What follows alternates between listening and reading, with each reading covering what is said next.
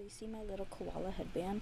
It's because I'm going to try to put my face on and look better. The last couple videos I did not. I was struggling that day, and then I looked at it, I was like, oof, I need makeup. So here we go again with my sunscreen, because like Jade Fox said, white women age like pirate maps, and we're trying to avoid that. But so today I want to talk about J.K. Rowling and the Harry Potter TV show that's coming out that I'm most likely not going to watch. Um, so I love the Harry Potter series. I'm pretty much the same age as the series. So I think Harry Potter was like 10 years older than me, like his character age. But when the books came out, I was that age. I was like, they came out, I think, or at least I started reading them when I was 11. So it's like, that's pretty sure how old Harry is and how old Harry, Ron, and Hermione are in the first book. So it's like I literally grew up with the series. Um, there was family dysfunction in my household, and so sometimes I put a lot of stock into getting my letter from Hogwarts because I'm like, I love my family very much, but there was just issues, and it wasn't always good time, a good time, So I like put so much emphasis into getting my wizarding letter, and now I have an amazing. Oh look, this is purple makeup base. I have an amazing relationship with my family. Therapy, communication, love, understanding, all of that can make a huge difference. And me and my dad, we've seen all the movies. Love my dad, that's my buddy. Nikki, my sister, has got me stuff from Harry Potter. My mom knows how much I love the series. My aunt, who lives in Florida, she got me Hedwig. She went to Universal's. Like, it's very understood. I love the series. Now, I am very aware of J.K. Rowling's beliefs. I'll be honest with you, that ain't none of my business. I'll be honest with you. I I love the series for what it is. So I am a pretty strong writer myself. Clearly don't have any fame or anything published because I don't know how to take risk, and it's something I'm trying to work on, right? And I think I put too much. I always put too much purple. It's just so pretty on my face. I just love purple. But something that they tell you when you're creating your stories, whatever it is, that at the end of the day, you got to kill your babies. Okay? So you put all this work, you put all this effort and energy, and at a certain point, you got to let them fly from the nest and be like, okay, I'm done. Because if not, I'm going to spend 20 years on this damn story, this damn poem, this damn limerick. You got to kill your babies, right? And so, in that same way, same vein, J.K. Rowling's books, I'm sorry, they're no longer hers. I know that at the end of the day, they're her stories and she created them, and I'm grateful to her for everything she's created. But I'm the one that has made it mean something in my life. I'm the one that has given that story meaning. I'm the one that feels a kinship to Harry Potter because him and J.K. Rowling's birthdays are July 31st, and so that's also my birthday. And Wesley Snipes' birthday. So, pretty proud of that. Love Wesley Snipes. Blade. Love him. So, like, those are her beliefs. A lot of people who are TERFs, it is because they've had bad issues in their life with a man. Because it's here's the thing that nobody wants to say, right? Women have struggled to be viewed as equals in society, right? And because when she says anti-trans rhetoric, what I've seen more so is she has an issue with trans women, so women who were biologically males. And when you hear her story, like she was in an abusive relationship, it's like, okay, that makes sense that you'd be upset.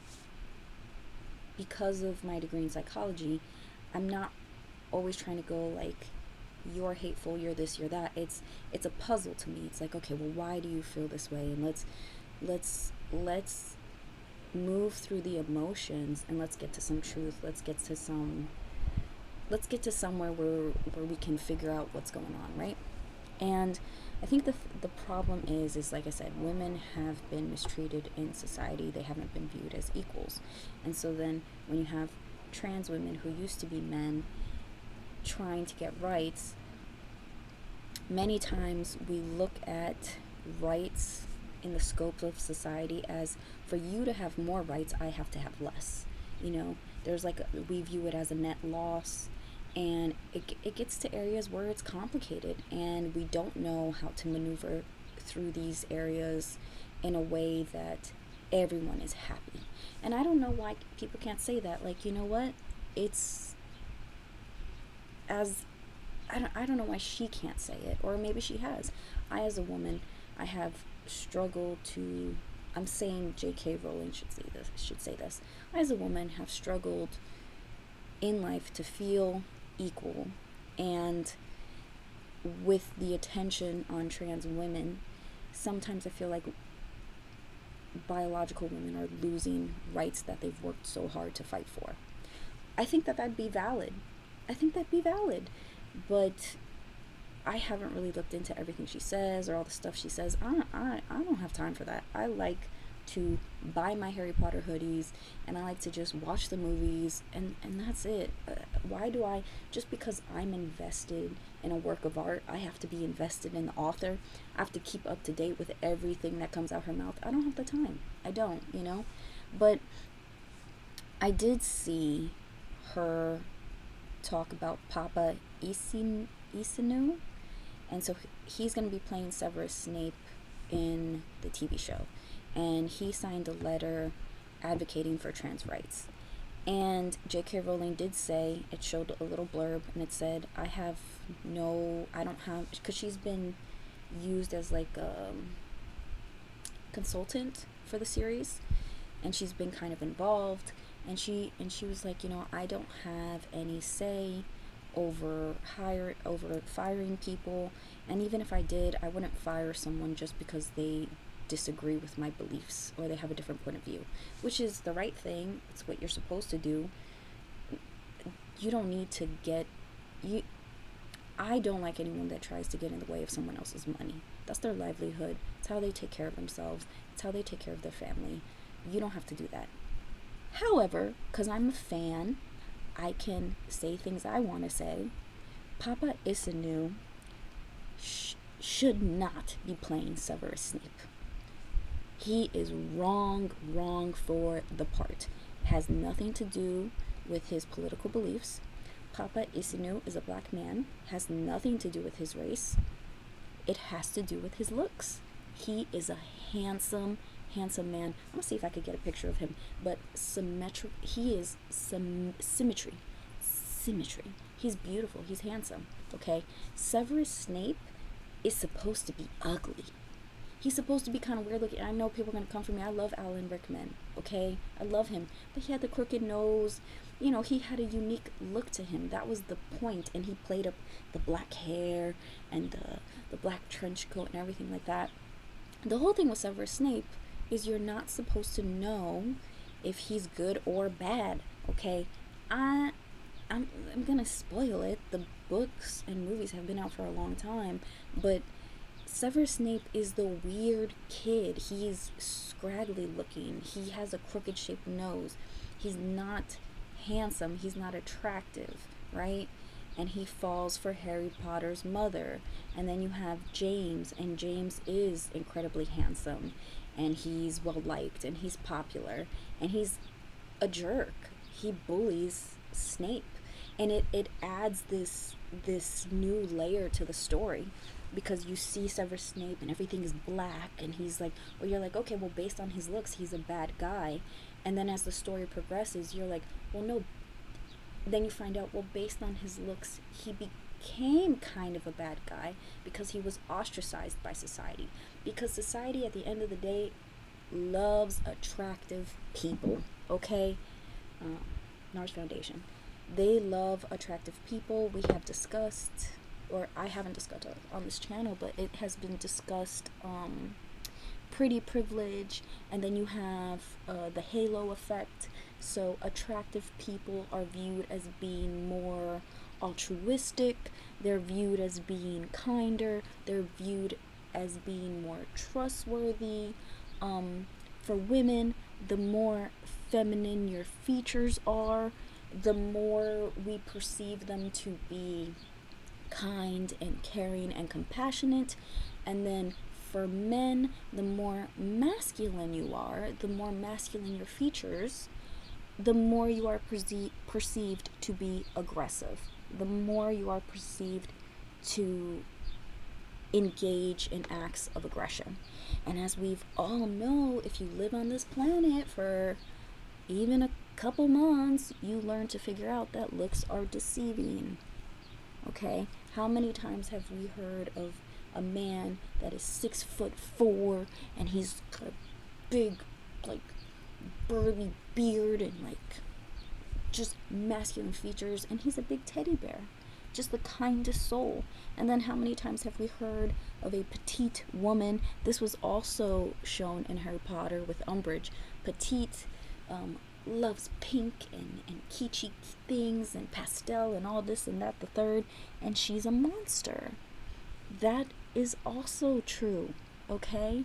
So I thought that it was Severus Snape. It just adds this whole dimension to the story of like, what happens when we ostracize people? What happens when looks can be deceiving? He, him and Harry Potter's mother Lily, they have a friendship until he's bullied, and you know he's got to be the tough guy, and then he calls her the slur, the mudblood, and then that ends their friendship. So it's like, and then he always feels guilt about that, and then you know he's a double agent, you know, and it was more believable because you're like, okay, as I was reading the book, you're like, okay, this guy, he never got the girl, he's not that attractive, he's like, or he's like kind of weird looking, he wasn't popular. Of course he would go and join Voldemort because Voldemort would prey on the ostracized, and he would prey on people that were hateful or ignorant. So all of that tracks, you know? And then at the end you find out like, no, love prevails and always and all of that junk, and you're like, oh my god, that's beautiful, you know what I'm saying?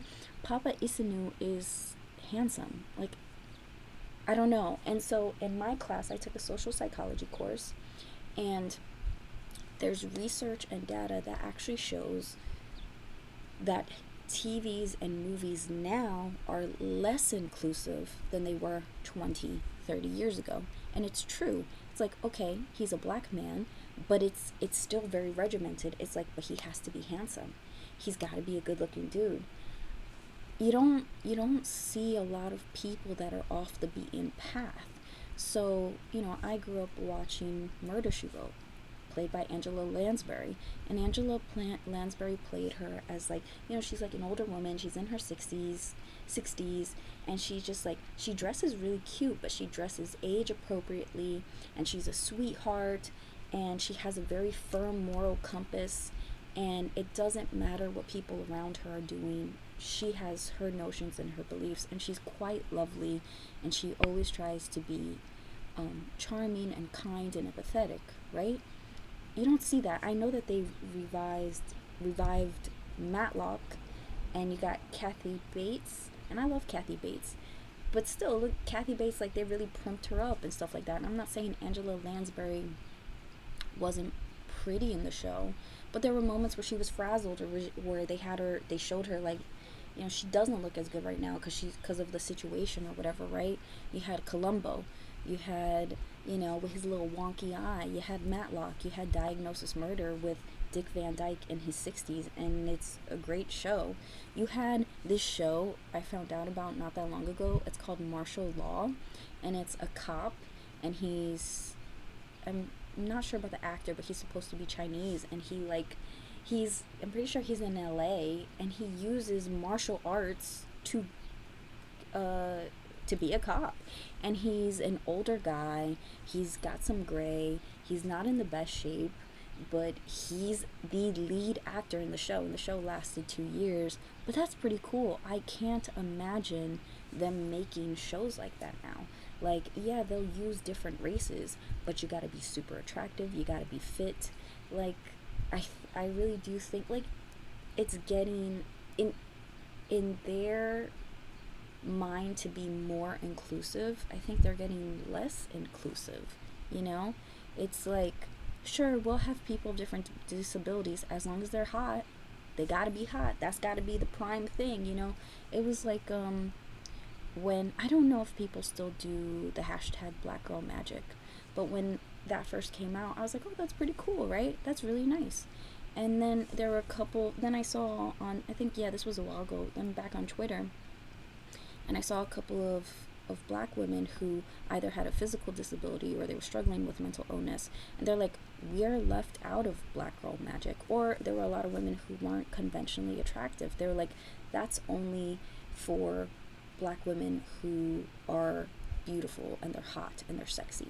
But then me not being that, there was a couple women who said that, not saying me, women were saying this, black women, they're like, because I'm not conventionally attractive, because I I'm have a physical disability or whatever it is, I'm not included in that, you know?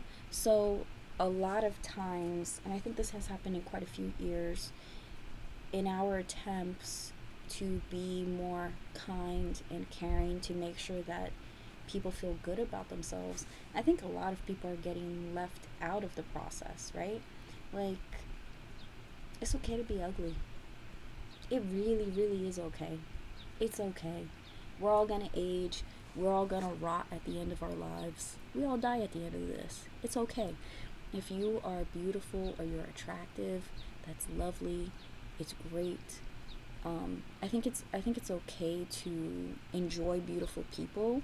Like, I like looking at attractive people. There's a word for it, but I love looking at beautiful things. And it's just more so of like an appreciation, like, wow, how lovely that you exist, and all your symmetry and all your beauty, how lovely. And that's it. You don't need to possess beauty. You don't need to mistreat it, manhandle it. You don't need to kill yourself in the process of trying to acquire it. I say this, right, all as I'm putting on my makeup and stuff like that. But I've come to terms and to peace with what I look like, right? Sometimes I feel like I'm quite lovely, and then other times I look like a gremlin, right? It is what it is. And whatever is going on the inside affects what I think I look like, you know? That we had some family struggles, and I was not taking care of myself. I gained a lot of weight. I still got some weight from that, if I'm being honest, that I would like to lose. Um, but I wasn't taking care of myself, just none of it. And I still felt really beautiful at the end of it because of the love and care that I put into my family member. Um, and it took me a while to get back to feeling like me, but that's okay, you know? And to feeling attractive on the outside. And I've also had moments where I just feel so profoundly ugly because my spirit or my soul or what I did, or I wasn't able to handle my emotions. I just lashed out in anger, and I have felt just atrocious looking, you know? So all of that is okay. It's okay. It's okay to occupy all those spaces, but you know, I kind of wish that we had more TV shows or movies that genuinely showed that, right? Because that is a part of the human experience too. How we treat each other based on looks, um, how people kill themselves trying to be more attractive.